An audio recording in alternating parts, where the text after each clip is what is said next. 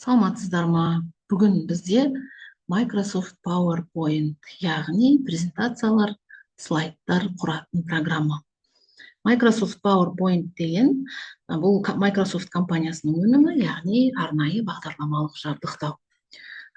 Презентация құруға мүмкіндік береді, және презентацияның құрамына мәтін, сурет, диаграмма, анимация, видео файл, аудио файл барлығын құруға мүмкіндік береді. Сонымен қатар арнайы анимациялық эффектілер жасауға мүмкіндік береді, және де презентацияларды түрлі форматтарға экспорт жасауға да мүмкіндігі бар. Алғашқы қосылған кезде PowerPoint презентация 1 деп тұрады. Мұнда презентацияның кәдімгі Windows-тың стандартты терезесі, яғни бас мәзірден жаңа құрал аспаптар панелінен тұрады. Енді файл создать деген команда берген кезде PowerPoint бірнеше түрдегі презентацияларды құруға мүмкіндік береді, яғни түрлі, шаблондар ұсынады. Ең бастапқы жағдайда біз пустая презентация таңдадық. Пустая презентация ең алғашқыда слайдтың тақырыбы және слайдтың подзаголовок дейді, яғни астындағы тақырыбын беруге мүмкіндік береді. Енді мен мынау создать слайд деген командадан бассам болады, немесе мынау осы слайдтың үстіне барып, мышканың оң жағын басып тоже создать слайд деген команда берем. Презентациялар қазір бізде өте жиі қолданылады. Ол білім саласында, ол ғылым саласында, ол бизнес саласында өте кеңінен қолданылады, және де презентациялардың қазір біз ең қарапайым түрінен бастаймыз, және де соңғы кездері қарапайым презентациялар емес, продвинутый презентация деген ұғым шыққан. Сол продвинутый презентацияға дейін қарастыратын боламыз. Ең қарапайым жағдайдағы, менде презентация бар. Мысалы үшін қандай да бір тақырыпқа арналған болсын. Компьютер. Просто қарапайым жағдайда. Аппақ болып тұрған парақты, мына жерде дизайн деген бет бар. Осы жерде уже дайын тұрады. Жаңағы шаблондар бар, ішінде өзінің түстері бар. Содан ұнағаныңыз таңдайсыздар. Міне, просто таңдайсыздар. Ол барлық презентацияның өзі бояп дайындап қояды. Компьютер. Екінші бетте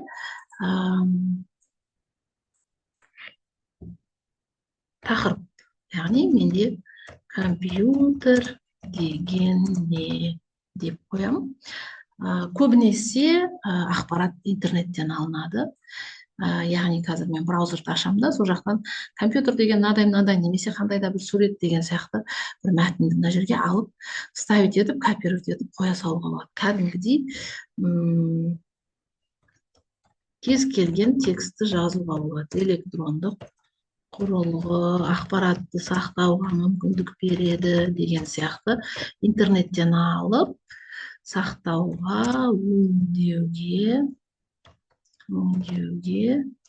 мүмкіндік береді деп жазып қояйық. Просто қарапайым текст. Менде мына жерде шрифтің ұнамай тұр, сол себепті шрифтін ауыстыра салайын. Электрондық құрылды текст тұр деп ойлаңыздар. Мен бұны әдейі жылжыттым, потому что мынаның қасына мен сурет қояйын деп тұрмын. Вставка, рисунок деген команда беремін. Бүйтемін де менің компьютерімнің ішіндегі кез келген бір компьютердің суреті бар. Бір суретті алып қоя саламын. Компьютер бар ма екен бізде?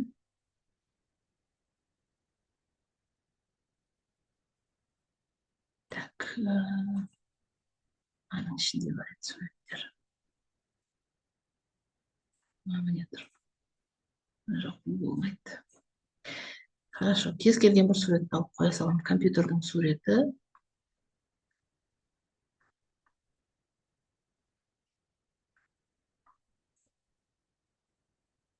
Міне. Вставка, рисунок деген команда бердім. Мына жаққа суретін қойып қойды. Әдетте презентацияларда сурет тұрады, қасында ақпарат тұрады, жаңағыдай ақпарат жазылады. Келесі. Бұл жерге маған заголовок керек емес деп ойлаймын. Мына жерге қандай да бір текстті, компьютер туралы қандай да бір текст. Қазір мен мына жақтан бір кез келген Word-тың ішіндегі документ алып қоя салуға болады. Қазақша не бар екен бізде?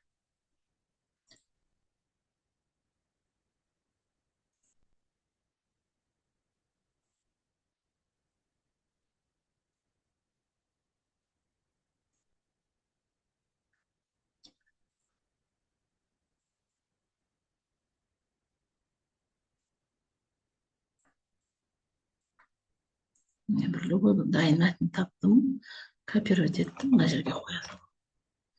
Міне бұл менде мынадай деген сияқты. Енді тек осы текст қана тұратын болғандықтан бұл мен тексттің өлшемін үлкейтемін, чтобы парақты болып тұру үшін, презентация әдемі болу үшін. Міне осылай жөндеп қойсам болады. Технология деген осындай мәтін тұрады. В общем, презентацияларда көбіне осылай болады.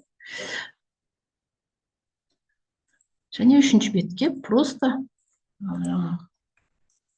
ештеңе жоқ, жай ғана сурет қоя салайын, тағы да бір сурет.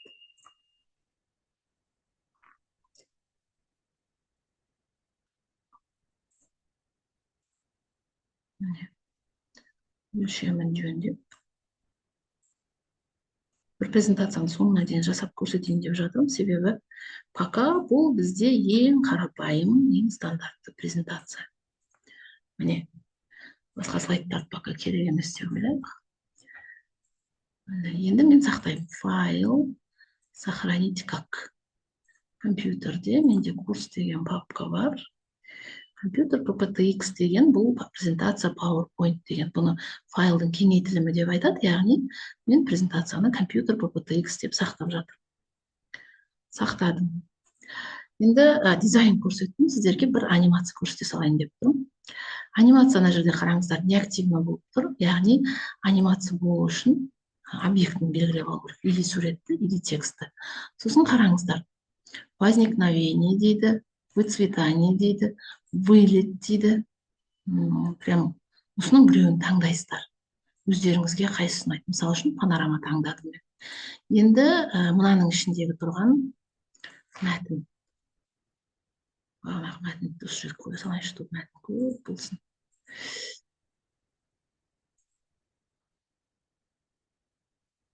Ақпаратты сақтауға. Енді мен мәтінге анимация жасаймын. Анимация, часовая стрелка дейді, түрлері көп, качание дейді. Не қараңыздар, мен качание таңдадым. Просто таңдадым и все. Келесі бізде мәтін, анимация, вращение деген бар. Міне қараңыздар. Осылай, осыны таңдадым и қалдырдым. Дальше сурет. Бізде жалюзи дейтін болушы еді. Вращение хода. Прям осылай айналады. Үлкен суреттің айналып жатқан бір түрлі екен. Поэтому жалюзи дейтін болушы еді. Вылет деген бар. Возникновение деген бар. Осыны қояйық. Все. Енді қараңыздар. Дизайн жасадым, мәтін қойдым, сурет қойдым, бәрін қойдым. Енді показ слайдов дегенді басамын. Осы жерден сначала деген басамын. Сөйтіп мен мышканы басып отырамын. Ол анимация жасайды. Жаңа мен суреттен кейін мынаған анимация жасадым да, поэтому суреттен кейін барып мәтіннің анимациясы жұмыс істеп жатыр. Мышканы басамын. Әдетте мышкамен управлять еткен ыңғайлы, себебі өзінен өзі жылжып кетіп, сөзін оқып үлгере алмай қалып жатады адамдар. Мынау біздің бағанағы мәтінге қойған анимациямыз.